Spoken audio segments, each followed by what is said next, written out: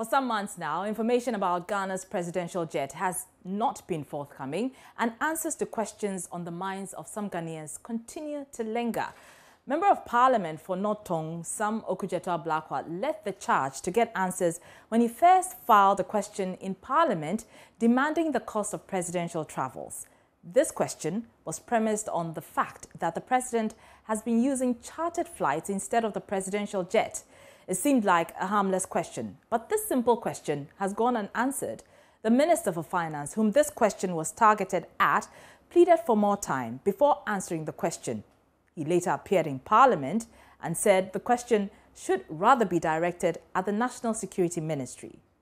You have the president and his team unable to provide acceptable and convincing reasons after the first expose. It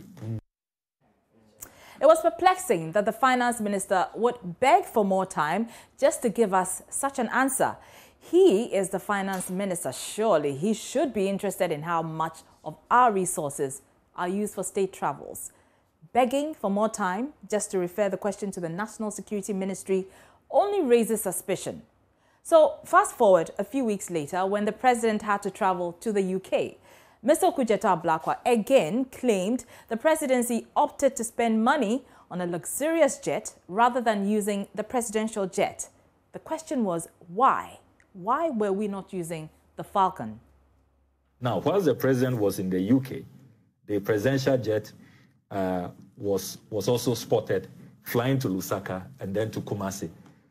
That confirms that the presidential jet is in good shape, is in pristine condition, and could have been used. This was the Director of Communications at the Presidency, Eugene Ahin's response.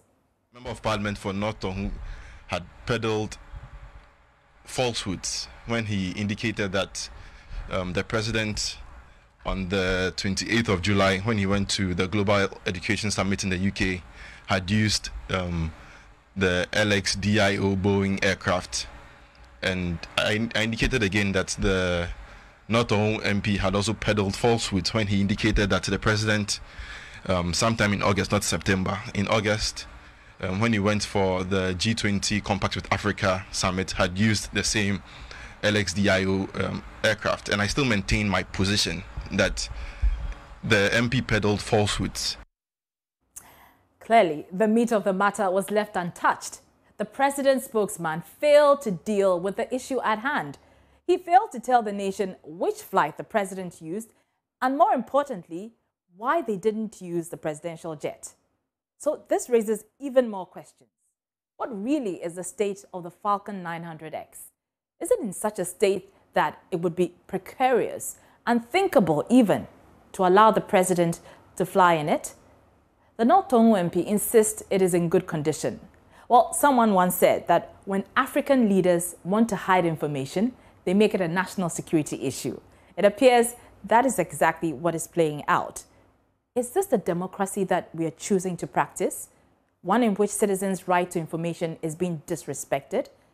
We always tout our democratic credentials, and yet we are unwilling to go the whole 9 yards as other jurisdictions which we compare ourselves with. I mean, a simple search on the internet will show you just how much it costs to keep the United States presidential jet, Air Force One, in the air for 1 hour. Here's what popped up when we did a quick search.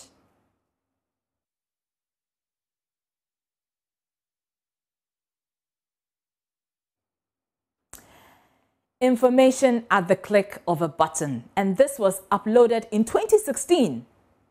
Should be so simple. So why is the government of Ghana not willing to give out this information? We understand government is now making a case for a new presidential jet. MP for Asante Achim North, Ande Apia Kubi, in defense of a new jet, said the presidential jet is not safe. I'm saying that the Falcon is proven to be unreliable and unsafe. Is this the biggest reason why we are getting a new one? That the Falcon is no longer fit for purpose? It's not fit for purpose for now.